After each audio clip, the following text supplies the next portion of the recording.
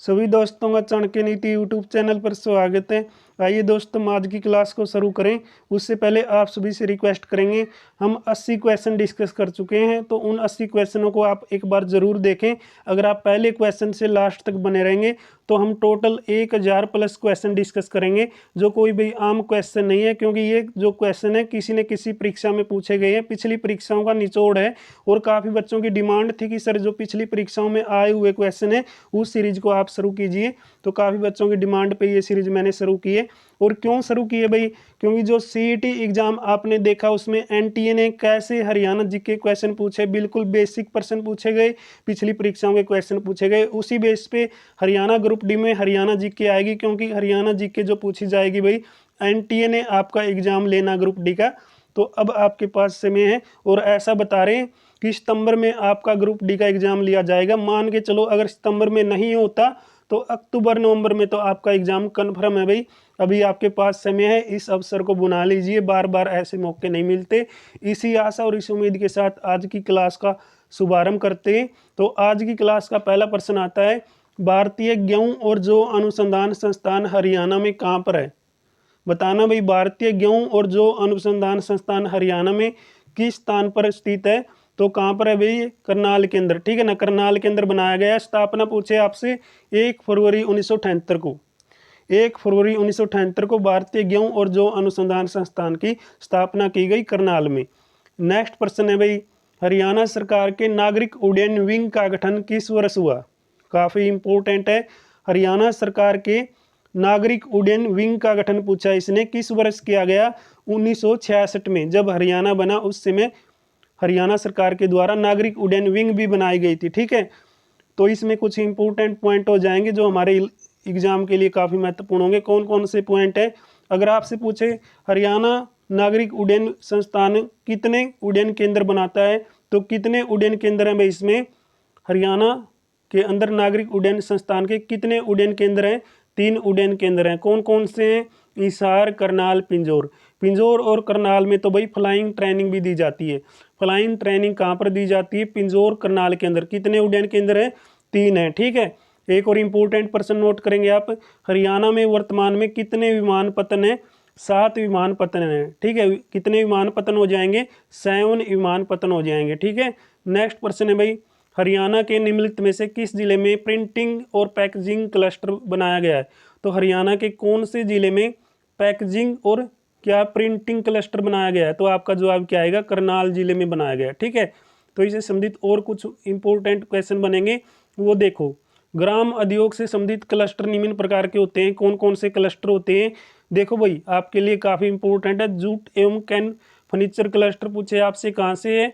फरूखनगर से, ठीक है। जूट एवं कैन फर्नीचर क्लस्टर कहाँ पर है? फरूखनगर, गुरुग्राम के अंदर आता है, गुरु द्रोणाचार्य की नगरी के अंदर आता है, ठीक है। नेक्स्ट प्रश्न है, लेदर फूडवेयर क्लस्टर पूछे आपसे, तो कहाँ पर आएगा ये? रेवाड़ी के अंदर। रेवाड़ी का कौन सा स्थान है? ओठी स्थान है। जूट उद्योग क्लस्टर पूछे आपसे, इस्लामाबाद, कुरुक्षेत्र में, ठीक है। जूट उद्योग क्लस्टर इंपॉर्टेंट है, इसको आप नोट करें। जूट उद्योग क्लस्टर कहाँ पर है? इस्लामाबाद, कुरुक्षेत्र में। नेक्स्ट प्रश्न है भाई, साइबर क्राइम इन्वेस्टिगेशन यानी साइबर क्राइम की जांच का जो सेल का मुख्यालय बनाया गया है वो हरियाणा में कहाँ पर बनाया गया है? बताना भाई, साइबर क्राइम इन्वेस्टिगेशन सेल का मुख्यालय हरियाणा में कहाँ पर है? गुरु द्रोणाचार्य की नगरी, गुरुग्राम के अंदर, ठीक है। तो यहाँ से एक खास प्रश्न नोट कीजिए, हरियाणा का पहला साइबर क्राइम पुलिस थाना आपसे पूछे तो हरियाणा का पहला साइबर क्राइम पुलिस थाना भी गुरुग्राम में है, और हरियाणा के अंदर साइबर क्राइम इन्वेस्टिगेशन सेल का मुख्यालय भी गुरुग्राम के अंदर है, ठीक है। नेक्स्ट प्रश्न देखें भाई यहाँ पर, तो किसे हरियाणा के चाणक्य के नाम से जानते हैं? तो हमारा चैनल कौन सा है भाई? चाणक्य नीति। तो चाणक्य नीति को अभी तक आपने सब्सक्राइब नहीं किया तो सब्सक्राइब जरूर करें भाई, क्योंकि यहाँ पर हम आपके लिए काफ़ी यूजफुल कंटेंट रखते हैं और डेली आपके साथ कम्युनिटी में बेहतरीन क्वेश्चन शेयर करते हैं। आप प्रैक्टिस करते रहें और आपको यहाँ पर हरियाणा सीटी, ग्रुप डी, हरियाणा पुलिस से संबंधित भी अपडेट साझा करते हैं, तो आप वो भी देखते रहें। तो क्या क्वेश्चन है भाई, किसे हरियाणा के चाणक्य के नाम से जाना जाता है? तो हरियाणा का चाणक्य सभी बताएंगे चौधरी भजनलाल को, ठीक है। तो चौधरी भजनलाल के बारे में जान लेते हैं थोड़ा। अगर आपसे इनका जन्म पूछे कब हुआ? 6 अक्टूबर 1930 को पंजाब में। पंजाब ये कौन सा पंजाब है? पाकिस्तान वाला पंजाब, ठीक है। पाकिस्तान वाले पंजाब में 6 अक्टूबर 1930 को क्या हुआ, इनका जन्म हुआ है। तो थोड़ा और जानते हैं इसके बारे में। 2 बार हरियाणा के मुख्यमंत्री बने। अगर आपसे पूछे भाई चौधरी भजनलाल कितनी बार हरियाणा के मुख्यमंत्री रहे, 2 बार, जून 1979 से 1985, 1991 से 1996 तक। ठीक है, हरियाणा की राजनीति के ये दूरी थे, यानी हरियाणा की राजनीति में इन्होंने पीएचडी की हुई थी। अगर हरियाणा का पीएचडी पूछे आपसे कौन है, तो आप क्या कहेंगे, चौधरी भजनलाल। ये सरकार मिनटों में बना देते थे, ठीक है ना, पता नहीं चलता था भाई कब सरकार बनाते हैं, रातों रात ये सरकार बना देते थे। ऐसे पीएचडी या राजनीति दूरी के रूप में इनको जाना जाता है। तो एक क्वेश्चन और यहाँ से इंपॉर्टेंट हो जाएगा, हरियाणा में बिश्नोई समाज का सिरमौर कहा जाता है। तो हरियाणा में बिश्नोई समाज का सिरमौर पूछे आपको, तो आप क्या कहेंगे, चौधरी भजनलाल है। चौधरी भजनलाल का जो निधन है वो भी देख लो भाई, 3 जून 2011 को हिसार के अंदर। तो यहाँ से जो ऑप्शन थे उनके बारे में और जानते हैं। 4 ऑप्शन दिए गए थे। मूलचंद जैन को हरियाणा का क्या कहते हैं, गांधी कहते हैं। ममता खरब हरियाणा की गोल्डन गर्ल है, ये भी इंपॉर्टेंट हो जाएंगे उपनाम इनके। चौधरी छोटूराम के उपनाम दीनबंधु, रहबरे आजम। रॉबर्ट जर्नल गरीबों के किसानों के मसीहा, भाखड़ा डैम के वास्तुकार या जन्मदाता के नाम से इनको जाना जाता है, चौधरी छोटूराम को। ठीक है, नेक्स्ट प्रश्न है भाई, निम्नलिखित में से किस जिले में 250 मेगावाट अक्षमता का नाभिकीय ऊर्जा संयंत्र स्थापित किया गया है। अगर आपने पिछली वीडियो देखी है तो ये क्वेश्चन रिपीट हो चुका है। 250 मेगावाट अक्षमता, सबसे ज़्यादा जो परमाणु संयंत्र स्थापित किया गया सबसे बड़ा, वो कहाँ पर है भाई, बताना। फतेहाबाद के अंदर। ठीक है, फतेहाबाद के अंदर गोरखपुर में ये स्थापित किया गया है। 250 मेगावाट का परमाणु ऊर्जा संयंत्र स्थापित किया जा रहा है। इस परियोजना के लिए अधिकृत भूमि 1503 एकड़ में है भाई। कितने एकड़ में है, 1503 एकड़ में, जिसमें से 1313 एकड़ गोरखपुर गांव में है। तो जो गोरखपुर गांव में स्थापित किया गया, कितनी भूमि में, 1313 एकड़ में। ठीक है, और 250 मेगावाट का ये फतेहाबाद गोरखपुर में। किस अकादमी ने शबद बूंद नामक पत्रिका निकाली, बताना भाई। शबद बूंद पत्रिका, पत्रिका इंपोर्टेंट है, पंचकुला से निकाली गई थी, इतना बता देता हूँ। कौन सी पत्रिका है भाई, हरियाणा पंजाबी साहित्य अकादमी पत्रिका, शबद बूंद पत्रिका। ठीक है, कौन सी अकादमी की है ये, शबद बूंद पत्रिका, हरियाणा पंजाबी साहित्य अकादमी की। ठीक है, इसके बारे में जाने, थोड़ा इंपॉर्टेंट क्या हो जाएगा हमारे लिए, तो इंपॉर्टेंट हो जाएगा भाई। स्थापना पूछे हरियाणा पंजाबी साहित्य अकादमी की 1996 में। मुख्यालय पूछे, मैंने बता ही दिया, पंचकुला के अंदर है। इसके अध्यक्ष कौन होते हैं, मुख्यमंत्री होते हैं।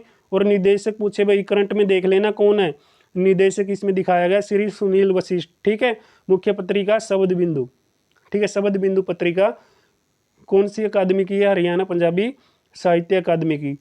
तो हरियाणा पंजाबी साहित्य अकादमी के द्वारा दिए जाने वाले प्रमुख पुरस्कार भी देख लो, कई बार ये भी क्वेश्चन आपसे पूछे। तो हरियाणा पंजाबी गौरव पुरस्कार में कितनी राशि दी जाती है, 5 लाख रुपए। ठीक है, इनकी राशियाँ नोट कर लेना, ये इंपॉर्टेंट हो जाएगी। क्या पता राशि पूछ ले भाई, हरियाणा पंजाबी गौरव पुरस्कार में कितनी राशि आपको दी जाती है, तो आपका जवाब आएगा 5 लाख रुपए। संत रण सिंह वहमी पुरस्कार में कितनी राशि दी जाती है, 2 लाख रुपए पुरस्कार के रूप में राशि दी जाती है। भाई संतोष सिंह लेखन पुरस्कार में कितनी राशि मिलती है, 2,50,000 रुपये, यानी 2.5 लाख रुपए आपको दिए जाते हैं। बाबा शेख फरीद पुरस्कार में 2,25,000 रुपये दिए जाते हैं। तो इसमें नोट में खास बात क्या कही गई है, इसके अलावा रागी डाडी लोक गायक पुरस्कार को कितनी राशि पुरस्कार के रूप में दी जाती है, 1 लाख रुपए राशि पुरस्कार के रूप में दी जाती है। कवि हरभजन सिंह रेणु पुरस्कार में 1 लाख रुपए राशि मिलती है। पुस्तक, कहानी इत्यादि पुरस्कार भी हरियाणा पंजाबी साहित्य अकादमी द्वारा प्रदान किए जाते हैं। ठीक है, नेक्स्ट प्रश्न है भाई, हरियाणा में ओलंपिक स्वर्ण पदक विजेता। ये प्रश्न भी पिछली क्लास में यानी पिछली वीडियो में हम डिस्कस कर चुके हैं और पूरी डिटेल में बात कर चुके हैं भाई। हरियाणा में ओलंपिक स्वर्ण पदक विजेता को नगद पुरस्कार का कितना प्रावधान है, कितना प्रावधान दिया गया भाई, कितनी राशि मिलती है नगद, 6 करोड़ रुपए। ठीक है, 6 करोड़ रुपए जो ओलंपिक में स्वर्ण पदक यानी गोल्ड लेकर आएगा उसको मिलती है। और रजत पदक विजेता को कितनी मिलती है, 4 करोड़ रुपए। ये इंपॉर्टेंट है भाई राशि इनकी। ठीक है, कांस्य पदक विजेता को 2.5, ठीक है, 2.5 करोड़ रुपए नगद पुरस्कार के रूप में दिया जाता है। और जो इन खेलों में भाग लेते हैं, ठीक है ना, इन खेलों के सब प्रतिभागी खिलाड़ियों को 15-15 लाख रुपए प्रोत्साहन राशि के रूप में दी जाती है। हरियाणा में कुल कितने, देखो भाई हरियाणा में कितने कृषि जलवायु क्षेत्र हैं, कितने हैं, 2। तो इनके भाई जो कौन कौन सी दिशा में बनाए गए हैं, उत्तर पश्चिमी क्षेत्र में, दक्षिणी पश्चिमी क्षेत्र के हैं। अगर आपसे पूछे जो ये कृषि क्षेत्र बनाए गए हैं, जलवायु क्षेत्र, उत्तर पश्चिमी क्षेत्र का मुख्यालय पूछे आपसे करनाल में है, दक्षिणी पश्चिमी क्षेत्र का मुख्यालय पूछे आपसे बावल, बावल कहाँ पर आता है, रेवाड़ी के अंदर, ठीक है। नेक्स्ट क्वेश्चन आता है, हिंदी और हरियाणवी भाषाओं में 2020 के लिए हरियाणा साहित्य अकादमी श्रेष्ठ कृति पुरस्कार, कहानी पुरस्कार और पांडुलिपि अनुदान की विजेता पल जो यूं गुजरे के लेखक बताना। भाई पल जो यूं गुजरे के लेखक पूछा इसने, कौन है, तो बताइए भाई लाला लाजपत राय है। कौन है, लाला लाजपत राय। 4 ऑप्शन दिए गए हैं, इनकी कृति भी आपसे पूछे तो इनकी भी एक बार देख लो भाई, ये भी इंपॉर्टेंट हो सकता है। तो क्या पल जो यूं गुजरे के जो लेखक हैं वो हो जाएंगे लाला लाजपत राय। जो डॉक्टर शर्मिला बताई गई है, ये किसकी है भाई कृति, 3 टुकड़ा सूरज। तो 3 टुकड़ा सूरज कृति किसकी है, डॉक्टर शर्मिला की। अगर आपसे पूछे तो कहानी वर्ग में ये रोहतक से आती है, ठीक है। तो विजय विभोर की जो कथा या कृति है कौन सी हो जाएगी, फिर वही पहली रात। तो ये पंचकुला से संबंधित हो जाएंगे। लाला लाजपत राय की तो हमने बता ही दिए, पल जो यूं गुजरे ये अंबाला से संबंधित है, ठीक है। ये देख लेना भाई, पंकज शर्मा की कृति हो जाएगी तो क्या मुफ्त बातों के मुफ्त लाल, ठीक है, ये कृति हो जाएगी। ये काफ़ी इंपॉर्टेंट है भाई, ये भी आप देख सकते हैं। तो भारतीय दल में टोक्यो ओलंपिक में कुल 7 पदक जीते भाई, इनमें से कितने हरियाणा के थे, फुल हम डिटेल में इस पर चर्चा कर चुके हैं। भारतीय दल ने टोक्यो ओलंपिक, ठीक है ना, जो 2020 का आपका टोक्यो ओलंपिक हुआ, उसमें हरियाणा के कितने पदक थे भाई। हरियाणा के पदक पूछे इसने, 4, 6, 3, 5 बताना भाई। 3 पदक थे, कौन कौन से, गोल्डन बुआई, क्या एकमात्र हरियाणा का खिलाड़ी जो देश में क्या लेकर आया, गोल्ड लेके आया, यानी भारत की ओर से गोल्डन बुआई नीरज चोपड़ा। रवि दहिया सिल्वर मेडल लेके आए, बजरंग पुनिया ब्रोंज मेडल लेकर आए। नेक्स्ट है भाई, तो नेक्स्ट क्वेश्चन में बताया गया तोहारू शहर हरियाणा के किस जिले में आता है। तोहारू शहर बताना भाई, नू में। तो नू का गठन कब किया गया मुझे बताना कमेंट बॉक्स में, बिल्कुल सिंपल है। तोहारू मीन्स तावड़ू, ठीक है। तो तावड़ू कौन से जिले में आता है, तो तावड़ू नू के अंदर आता है। तो नारनौल का जल महल किस शताब्दी में बनाया गया, तो नारनौल का जल महल बताना भाई 16वीं शताब्दी में बनाया गया। इसका निर्माण 1591 में शाह कुली खान के द्वारा किया गया। किसके द्वारा, शाह कुली खान के द्वारा। कब किया गया, 1591 में, 16वीं शताब्दी में किया गया था नारनौल के जल महल का निर्माण। नेक्स्ट क्वेश्चन आता है भाई, हरियाणा के पहले मुख्यमंत्री, बिल्कुल सिंपल है यार, ठीक है ना। 4वीं 5वीं क्लास से ये क्वेश्चन पूछने लग जाते हैं। हरियाणा के पहले राज्यपाल बताइए, हरियाणा के पहले मुख्यमंत्री बताइए, तो भगवत दयाल शर्मा। जन्म देखो भाई इनका कब हुआ, 1918 में, झज्जर जिले के बेरी गांव में। बस इसकी खास बात क्या याद करोगे, ये ओडिशा और मध्य प्रदेश के राज्यपाल रहे। एकमात्र मुख्यमंत्री जो 2 राज्यों का क्या रहा भाई, राज्यपाल रहा है, वो कौन था, भगवत दयाल शर्मा, ठीक है, इतना याद कर लो। तो नेक्स्ट क्वेश्चन आता है, नाहर सिंह स्टेडियम हरियाणा के किस जिले में, ये भी बिल्कुल सिंपल है यार। तो नाहर सिंह स्टेडियम फरीदाबाद में है, ठीक है। थोड़ा जाने इसके बारे में, तो क्या म्यूर स्टेडियम के नाम से भी इसको जानते हैं। तो नाहर सिंह स्टेडियम में अंतिम 1 दिवसीय मैच, तो 1 दिवसीय मैच पूछे आपसे कब हुआ है, तो अंतिम 1 दिवसीय मैच नाहर सिंह स्टेडियम में कब खेला गया, तो आप बताएंगे 1994 में भारत और वेस्ट इंडीज के बीच खेला गया। राजा नाहर सिंह 1823 और 1858 और 1858 हरियाणा के फरीदाबाद जिले में बल्लभगढ़ रियासत के क्या थे भाई, एक जाट राजा थे, ठीक है ना, जाट राजा हुआ करते। इनके पूर्वज त्वेतिया गोत्र से संबंधित थे। इनके पूर्वज क्या थे, त्वेतिया गोत्र के जाट थे, ठीक है, इतना याद कर लो, इतना ही काफी है। तो आपसे पूछे भाई राजा नाहर सिंह का गोत्र क्या था, त्वेतिया गोत्र, ठीक है। तो नेक्स्ट क्वेश्चन देखें, तो नेक्स्ट क्वेश्चन आता है भाई, हरियाणा में हर नवंबर महीने को 1 को कौन सा त्यौहार मनाया जाता है। अरे बिल्कुल सिंपल है, हरियाणा दिवस है। 1 नवंबर 1966 को हरियाणा बना, तो हरियाणा दिवस 1 नवंबर को मनाएंगे। भारत का 17वां राज्य बना, किसकी समिति से बना, जे.सी. शाह समिति से। 23 अप्रैल 1966 को यह सिफारिश मंजूर की गई भारतीय संविधान के 18वें संविधान संशोधन के तहत। कौन से संविधान संशोधन के तहत, 18वें संविधान संशोधन के तहत, जिसे स्वीकृति 27 अगस्त 1966 को दी गई। भारतीय संविधान के द्वारा 18वें संविधान संशोधन के तहत कब स्वीकृति मिली भाई राष्ट्रपति से, 27 अगस्त 1966 को। तो पेपुस राज्य यानी पंजाब से हमें कितना हिस्सा मिला भाई, कितना हिस्सा हमें प्राप्त हुआ है, 35.18 क्षेत्र मिला, जिसका अगर टोटल क्षेत्रफल की बात की जाए 212 वर्ग किलोमीटर बनेगा। ठीक है, 35.18 क्षेत्र हमारा हरियाणा को दिया गया है। नेक्स्ट आता है हरियाणा राज्य चुनाव आयोग के आयुक्त की नियुक्ति कौन करता है? हरियाणा का राज्यपाल करता है। ये भी बिल्कुल सिंपल प्रश्न हो जाएगा। ठीक है, यानी जो राज्य में नियुक्तियां की जाती है, जो संवैधानिक पदों पे मुख्य न्यायाधीश की हो गई है हरियाणा की, यानी हाई कोर्ट की, या कोई भी जो मुख्य सचिव है, कुछ भी हुआ, उसकी नियुक्ति हमारे हरियाणा के राज्यपाल करेंगे। ठीक है, तो राज्यपाल क्या भाई? राज्य चुनाव आयोग की नियुक्ति करेगा, ये देख लेना राज्य की ओर से। ठीक है, तो इसके बारे में हम पंचायत के बारे में कई बार जान चुके हैं।